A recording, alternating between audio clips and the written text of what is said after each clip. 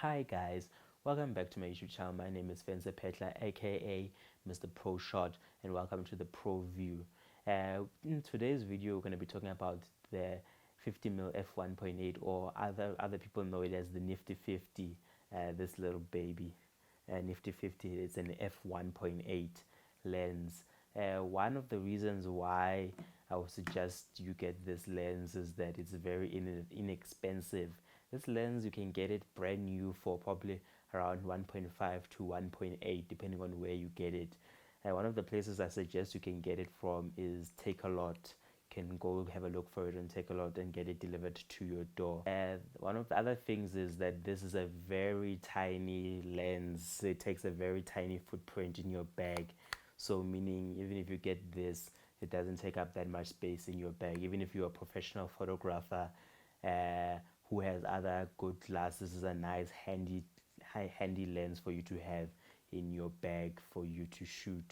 This is a very sharp lens. As you know, prime lenses are very sharp. They're very good for taking pictures, especially when you're taking portraits where you need things to be very sharp.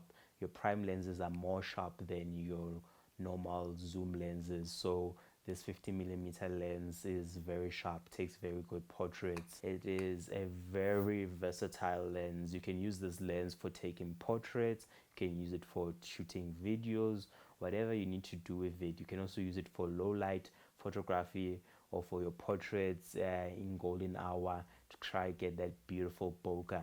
That's another thing that this lens is going for. It has some very beautiful bokeh, especially when you're shooting at f1.8. The aperture is wide open. I don't know if I open it like that, do you see that the aperture is wide open? But this has a very high or low aperture. Is it high or low aperture? Somebody put in the comments, is it high or low? I keep getting confused with that.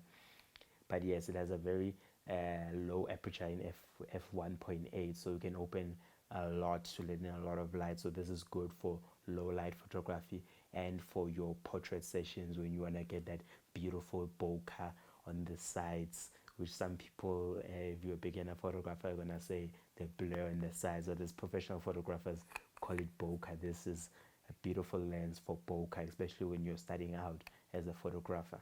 This 50mm lens also works both on full frame cameras and crop sensor cameras. So no matter what type of camera you're using, this 50mm lens will work on both your cameras, so your full frame or your crop sensor, even your DSLR or your mirrorless camera. Like for instance, I bought this lens when I was still using a DSLR camera, the 1200D. That's when I bought this lens, and I was using this 50mm on it. It was working on that camera, and it still works on my EOS R, my mirrorless camera. This lens still works. Only difference is now that I need to put my EF to RF adapter on this lens for me to be able to use it on my EOS R.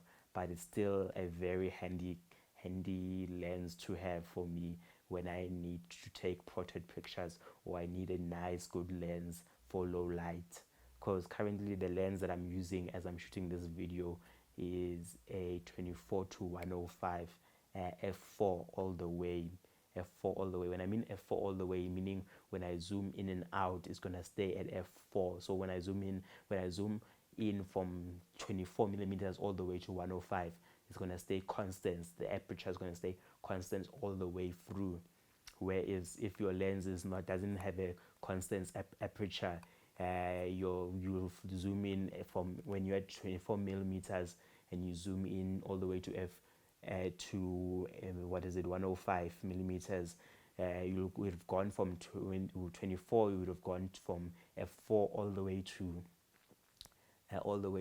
f6. So that's why we say we want a constant aperture. So this has a constant aperture of f1.8. Why am I saying it has a constant aperture of f1.8? It doesn't zoom in. So this has a nice low aperture of f1.8, so it's very good in low light situations. When you get to events where you're doing weddings, birthday parties, indoor events, this is very handy to have, because most event places don't have good light. So this lens allows you to shoot in low light situations, low light situations, like at events like weddings, birthday parties, any events that you're having indoors, because most event places really don't have any good lighting. The lighting is always dim or not good enough for the pictures that you want to take. So this allows you to take good pictures in low lighting. With the aperture of f1.8, allows you to allows in a lot of light compared to my other lens, the 24 to 105, which only goes all the way down to f4, meaning it doesn't let in as much light as this lens lets in. So this is a good lens for doing events, low light situations. Okay, and then this lens is very fast because of the low aperture it has, the aperture of f1.8, meaning you're able to shoot with higher shutter speeds, and it's always better to be able to shoot with higher shutter speeds, because the higher the shutter speed that you're able to shoot with, the easier it is for you to freeze something, and the less motion blur you're gonna get when you're shooting things. For instance, if I move my hand like this and I'm shooting at a low shutter speed, you're gonna see motion blur as my fingers move. So but if I'm shooting at a higher shutter speed, my hand will be frozen in this motion. My hand will be frozen and in full detail the higher the shutter speed that I used to shoot. So because of the low aperture or the high aperture that I have here, the aperture of f1.8, I'm able to shoot with a higher shutter speed, because the more light I can get in, the higher the shutter speed I can use. But the less light I have, the lower the shutter speed that I have, because I need to bring in more light. So another benefit of this lens is that it allows you to be more creative, especially if you're a beginner photographer who is coming from a kit lens, either a 18 to 55 or a 70 to 300, because I think most kit packages, beginner photography packages, either come with an 18 to 55 or a 70 to 300, or both of those lenses, which are zoom lenses. So because this is not a zoom lens, this is a prime lens, it's a fixed focal length of 50 millimeters. It means it's going to give you a different experience of shooting now, meaning you need to use your legs